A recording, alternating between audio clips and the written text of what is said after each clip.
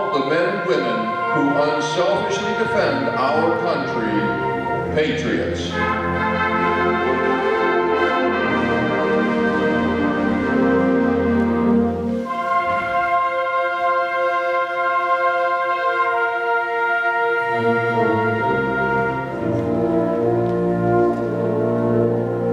The Sullivan brothers were patriots. These 5 Irish-American men from Waterloo, Iowa, their love of each other and their love of their country was directed by a simple motto: we stick together.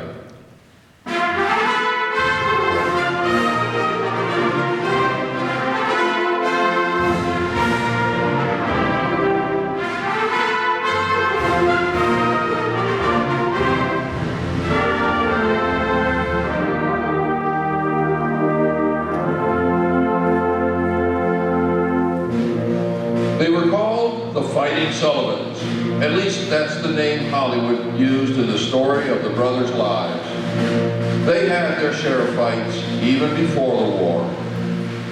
Life in Waterloo, Iowa was tough in the decade before World War II, and the boys, George, Frank, Matt, Joe, and Al, were rarely seen apart. They enjoyed each other's company and were always ready to come to each other's defense. Tom and Alita Sullivan created a good home for them on Adams Street. Tom had a night job with the railroad, which required him to sleep during the day. Alita's full-time job was running the family with lots of help from her daughter, Genevieve.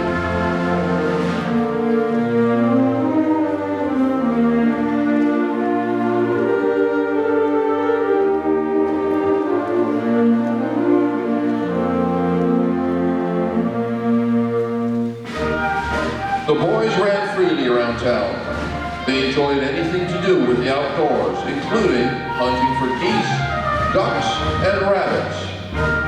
The boys also loved fishing and had many adventures on the Cedar River.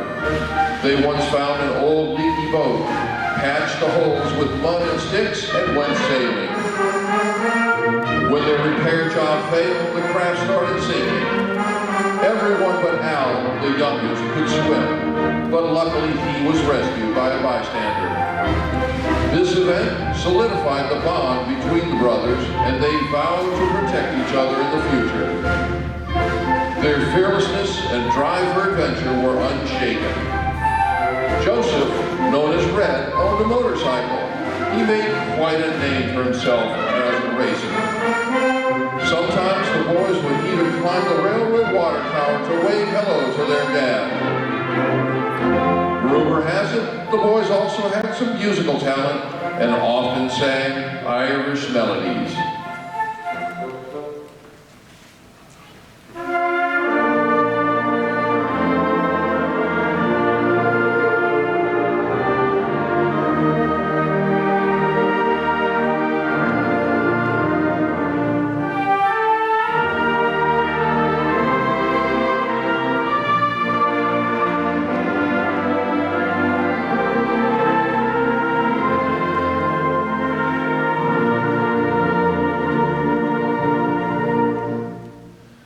During the Great Depression, education wasn't a priority for some American families, so the Sullivan boys were allowed to drop out.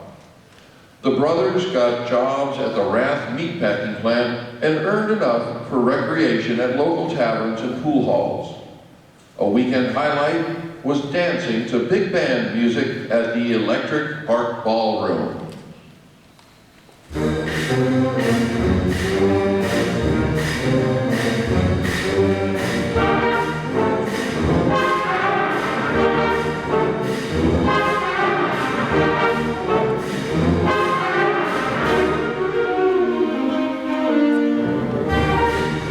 On Sunday, December the 7th, 1941, the Sullivan brothers were lounging in their living room, reading the Sunday paper and listening to the radio when an announcement interrupted the music.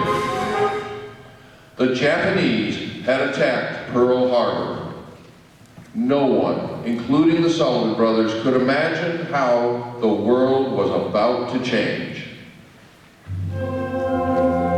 They immediately thought about their good friend, Bill Ball. He had spent so much time with their sister that he was almost considered a sixth brother. They knew Bill was serving on the Arizona. Soon, news came that he had been killed. Now, the war was personal. The boys left the room to discuss their plans, the same plans thousands of other Americans were making. Their dad knew what they were talking about and asked them, "What'll it be, boys? Army or Navy?"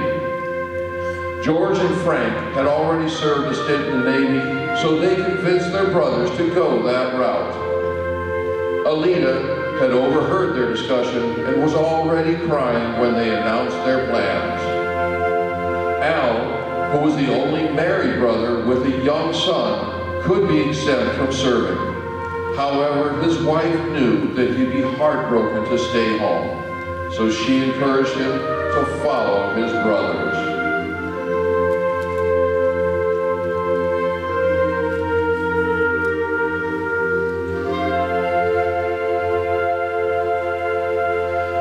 At the enlistment office, they were told that the Navy didn't want relatives serving together. The Sullivan brothers wouldn't have it any other way.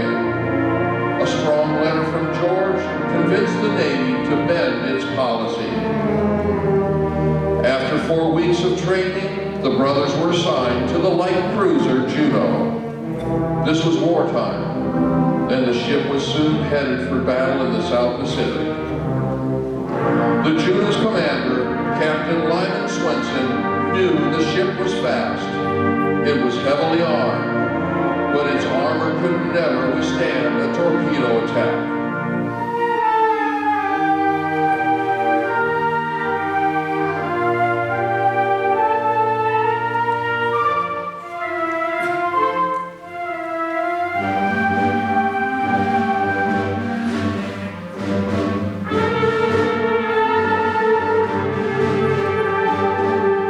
As their ship and others prepared for battle at Guadalcanal, the Navy sent out another memo to the fleet, discouraging families from serving together.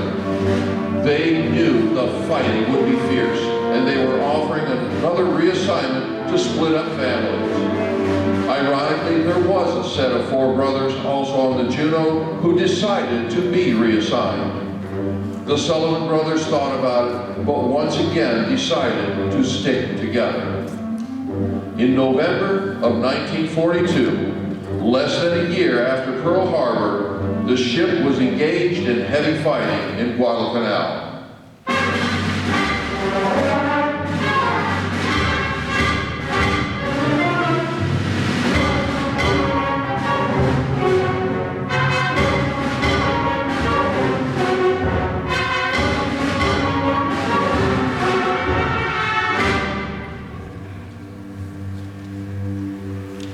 The Juno was heavily damaged in the battle, but it was able to begin limping back to safe harbor. On their way there, they were struck by another torpedo.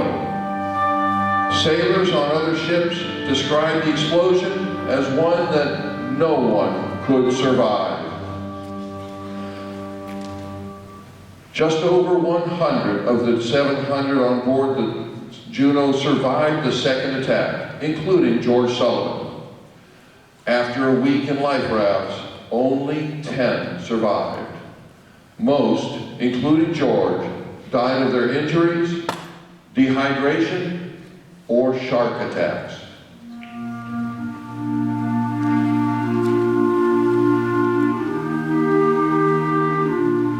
Back in Waterloo, rumors of the Juno loss began circulating. Alita, desperate for the truth, wrote a letter to the Navy. When the same recruiter who had signed the boys up showed up on Adams Street, Tom Sullivan asked, "How many?"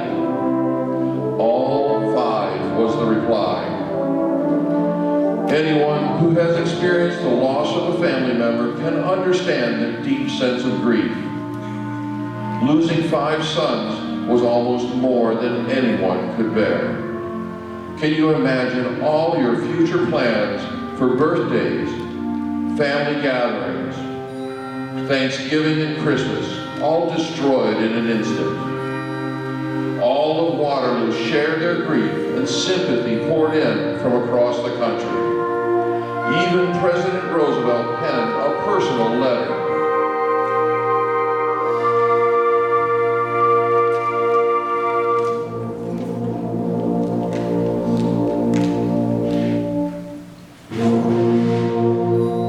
Tom and Alida vowed their sons did not die in vain.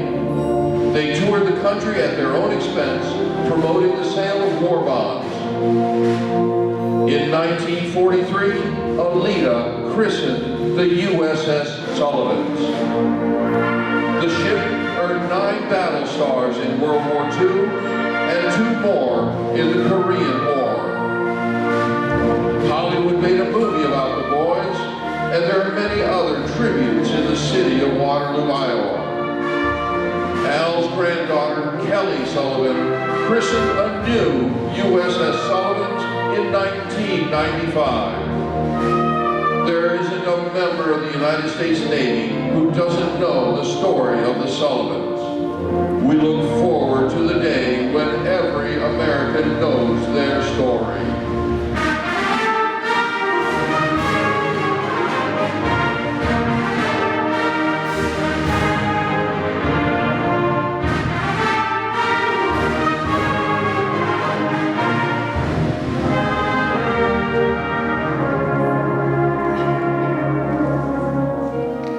The Sullivan family symbolizes all Americans who sacrifice to serve our country.